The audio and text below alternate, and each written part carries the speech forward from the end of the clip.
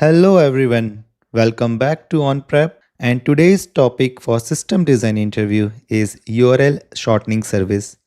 This is one of the widely asked interview question on the system design interview. As I always suggest the 7 step-by-step approach on the system design interview targeting for a role from SD1 to senior software engineers and from staff software engineers to principal software engineers and engineering managers. The difference between these IC roles to lead roles lies on the deep dive. So we will go in depth from each of these steps as we go. So let's start with the functional requirement. First of all, let us understand what is the URL shortening service and where it is used.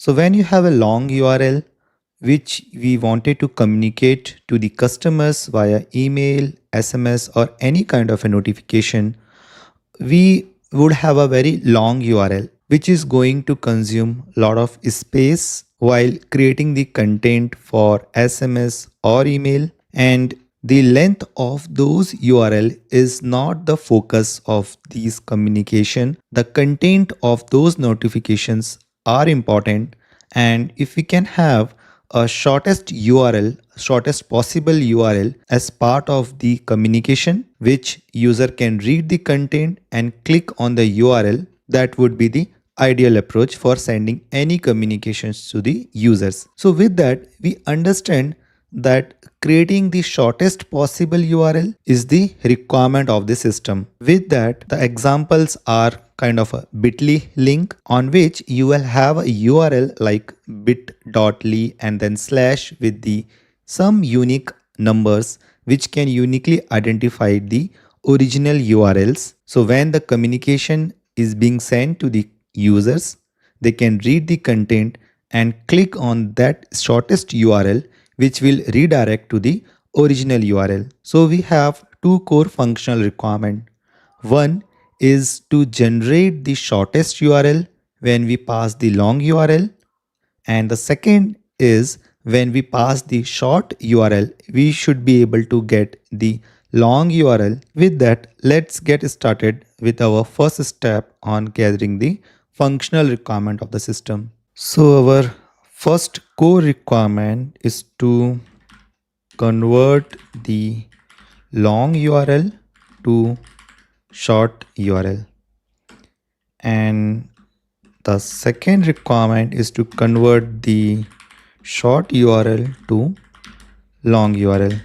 We can have analytics as well, but we can think about as an extended requirement if we have time. What does analytics means is we wanted to generate some kind of a report for the business or sales teams that how many times the URL is being hit by the users which we have sent to their email or SMS as part of the communication. So to focus on the core functional requirement, I will skip the analytics part so that we can focus more on the generating the short and long URLs. Step 2, non-functional requirement is understanding the quality of the system and scalability and security of the system.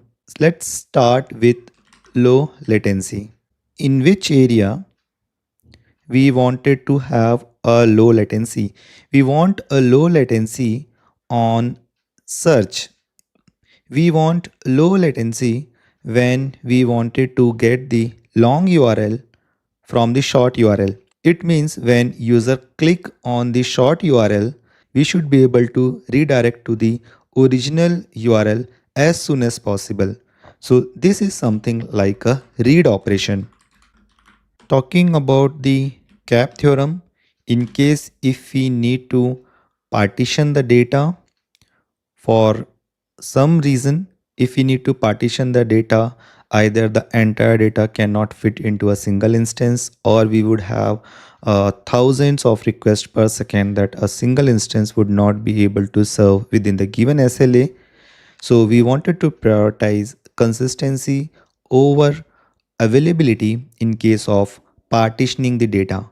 So let's say we are writing, basically in the write operation, we are generating the short URL from the long URL. In that case, we do not want to compromise with the consistency. So we definitely need to prioritize consistency over availability for the write operation.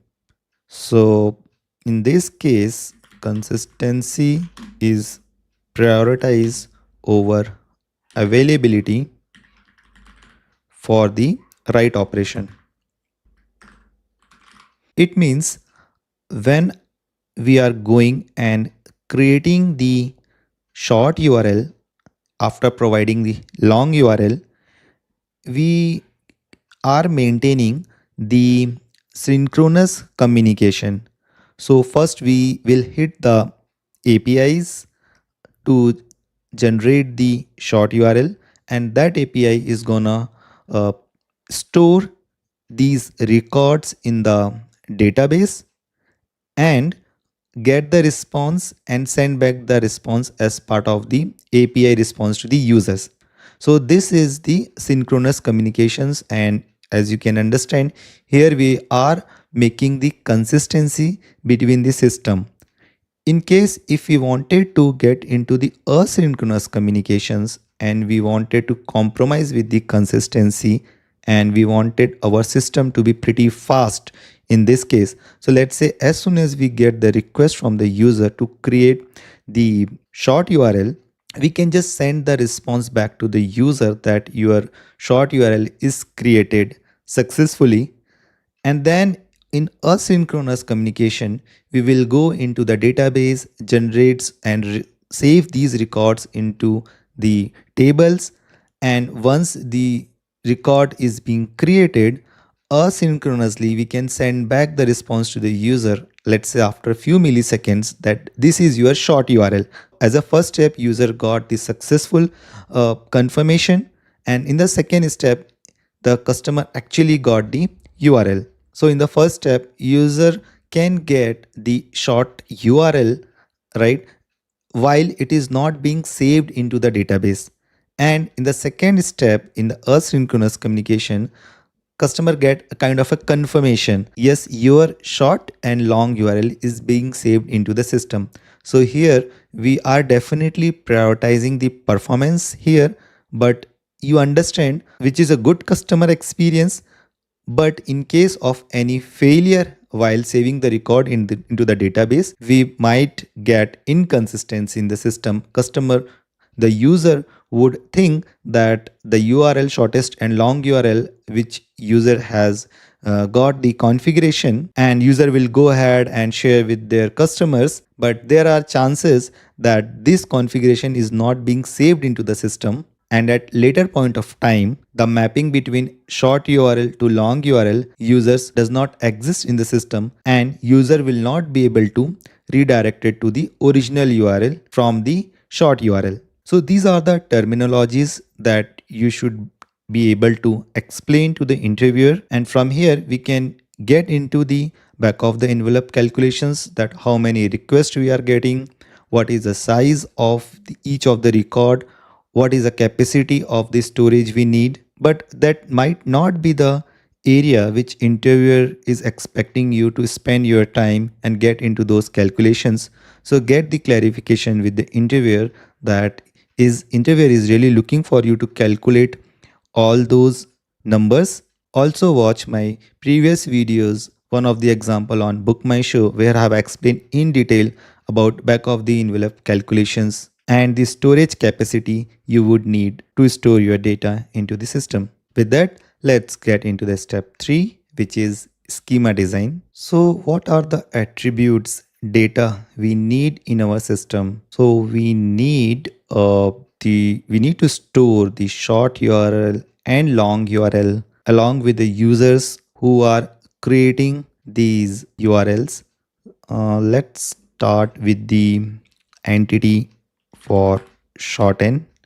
This is a this you can think about as a database table, or the entities JSON responses which you will accept as a request or return as a response of the APIs. So the core attributes for this shorten entity would be the short URL and long URL created at and created by. So we need to have some kind of a mapping here that this is a short URL and this is a long URL for that short URL, and when it is created and who has created, which user has created these URL. So which user is created, so we need the entities for the user table. Which user created, so we must need the entity for the user table. So user will have the user ID, user name, right? So user name, email, phone number, etc, etc. As of now, I can think about these two core entities, and as we go, we can add more entities to our system.